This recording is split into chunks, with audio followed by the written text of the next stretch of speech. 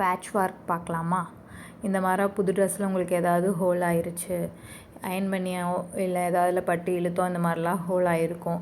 நம்மளுக்கு ரொம்ப பிடிச்ச ட்ரெஸ்ஸாக இருக்கும், இல்லை புதுசு ஒன்ஸ் ஆர் டுவைஸ் தான் நம்ம வியர் பண்ணியிருப்போம். அதனால் அது நம்மளுக்கு வீசவும் மனசு இருக்காது, அதை ஆனால் வியர் பண்ணவும் முடியாது. அந்த மாதிரி ஆகிருக்கும்.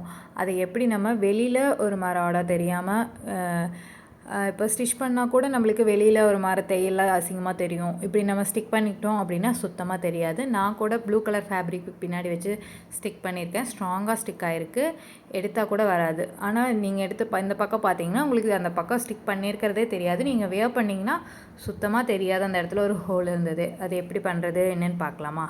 இந்த மாதிரி சாரியில் பேக் சைடு கார்னர்லேருந்து ஒரு பீஸ் உங்களுக்கு எந்த சைஸில் ஹோல் இருக்கோ அந்த சைஸுக்கு நம்ம கட் பண்ணி எடுத்துக்கலாம். கட் பண்ணிவிட்டு அந்த ஹோலுக்கு ஏற்ற மாதிரி நம்ம அட்ஜஸ்ட் பண்ணி அதை கட் பண்ணி அந்த இடத்துல ப்ளேஸ் பண்ணணும். அது எப்படி பண்ணுறது அப்படின்னா அதுக்கு ஒரு மேஜிக் இருக்குது. அந்த மேஜிக் என்னென்னா ஒரு டேப்பு, ஃப்யூசிங் டேப்புன்னு சொல்லி ஆன்லைனில் இருக்கோ ஆஃப்லைன்லேயும் இருக்கும். நீங்கள் அதை வாங்கிக்கலாம். அந்த டேப்பு இந்த மாதிரி தான் இருக்கும். இதுதான் ஃப்யூசிங் டேப்பு. 2 சைடும் ஸ்டிக் பண்ணுற மாதிரி நான் கொடுத்துருப்பாங்க. நீங்கள் ஒரு ஃபேப்ரிக் இன்னொரு ஃபேப்ரிக் அடியில் 2க்கும் அடியில் வச்சு அயன் பண்ணிக்கிட்டீங்க அப்படின்னா அது நல்லா ஸ்ட்ராங்காக ஸ்டிக் ஆகிக்கும்.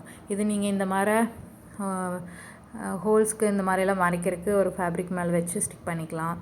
இல்லை இன்விசிபிளாக நீங்கள் ஹெம்மிங் பண்ணணும் அந்த மாதிரி இதுக்கும் இது யூஸ் பண்ணிக்கலாம்.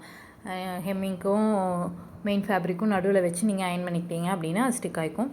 இன்னும் பெருசாக ஸ்டிச்சிங் லைனில் வந்து நீங்கள் ஒரு மெயின் ஃபேப்ரிக் பார்த்திங்கன்னா ரொம்ப தொலைபுலான்னு இருக்கும். அடியில் லைனிங் கூட வச்சு ஸ்டிச் பண்ணவே முடியாது. அந்த மாதிரி இருக்கிற ஃபேப்ரிக்லாம் இது வந்து பெருசாகவே உங்களுக்கு அவைலபிளாக இருக்குது.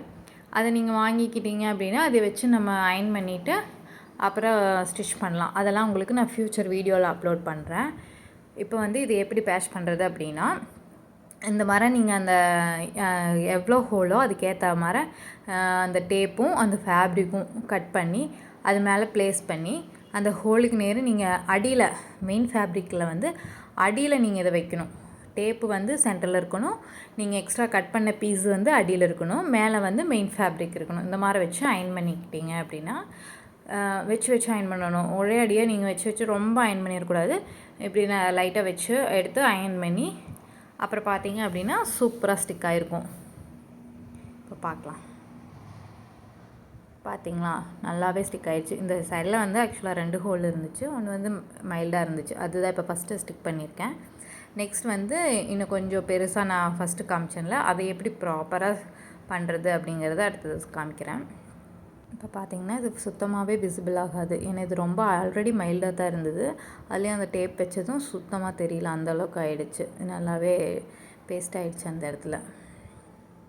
இப்போ நெக்ஸ்ட்டு பார்த்திங்கன்னா இந்த மாதிரி ஒரு ஹோல் இருக்கா, இது நம்ம ஃபஸ்ட்டு நீங்கள் தமிழில் பார்த்துருப்பீங்கள்ல அது வந்து இப்படி அன்ஈவனாக இருக்கும்ல, அங்கங்கே பிசுறு இருக்கும், கட்டானதே ஒரு மாதிரி இருக்கும்ல, அதை வந்து ஒரு ஈவனாக இந்த மாதிரி கட் பண்ணி எடுத்து ஒரு அயன் கொடுத்துக்காங்க அந்த இடத்துல நீட்டாக. அப்புறம் வந்து அடியில் வந்து அங்கே நம்ம உள்ளே கட் பண்ணுவோம்ல அந்த பீஸ் வந்து அடியில் வச்சுருக்கேன்.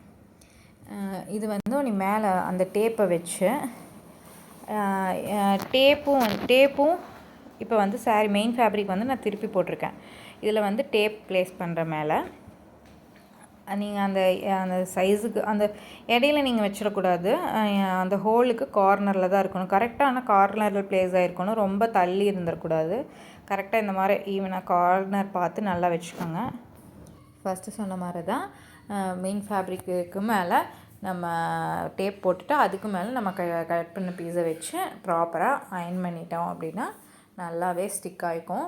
இதில் நான் இன்னொரு ப்ளூ ஆட் பண்ணதுக்கு ரீசன் வந்து ஹோல் பெருசாக இருந்ததுனால ஒன் மோர் ப்ளூ பீஸ்க்கு வந்து கட் பண்ணி இதே மாதிரி தான் டேப்பு ப்ளேஸ் பண்ணி அந்த ப்ளூவை மேலே வச்சு அதை நான் மறுபடியும் அயன் பண்ணிட்டேன். இன்னும் நல்லா அந்த இடத்துல ஸ்ட்ராங்கான ஒரு பாண்டிங் கொடுக்கறக்காக தான் அது பண்ணியிருந்தேன். அது வந்து நீங்கள் ஸ்கிப் பண்ணிக்கலாம், அது பண்ணணும் அப்படிங்கிற அவசியம் இல்லை. இப்படி நீங்கள் பண்ணிட்டீங்க அப்படின்னாவே போதும், நல்லா சூப்பராக ஸ்டிக் ஆகிக்கும், ப்ராப்பராக இருக்கும். ஃபைனலாக நம்ம எண்டில் கட் பண்ணி எடுத்தோம்ல சாரியில் உள்ள சொருகிற இடத்துல கட் பண்ணி எடுத்துக்கிறோம் பீஸ். அதுக்கு வந்து இப்போ வேற ஒரு எக்ஸ்ட்ரா பீஸ் கொடுத்து அதை நம்ம ஸ்டிச் பண்ணி ஃபைனல் பண்ண போகிறோம். அதுக்கு நான் Usha wonder stitch plus machine use பண்ணுறேன். இதில் சம் செட்டிங்ஸ் எல்லாம் மாற்றி இந்த மெத்தடில் நான் வந்து ஃபினிஷ் பண்ணியிருக்கேன். நீங்கள் உங்களுக்கு நார்மல் மிஷின் இருந்தாலும் அதுக்கேற்ற மாதிரி நீங்கள் ஸ்டிச் பண்ணி ஃபினிஷ் பண்ணிக்கலாம். இது மாதிரி நிறைய வீடியோஸ் இனி அடுத்தடுத்து நீங்கள் பார்க்கலாம். என்னை கண்டிப்பாக ஃபாலோ பண்ணுங்கள், சப்போர்ட் பண்ணுங்கள். ஸ்டிச்சிங் வீடியோ அண்டில் நிறைய டிப்ஸு ட்ரிக்ஸு எல்லாமே இருக்கும். கண்டினியூவாக பாருங்கள். தேங்க்யூ.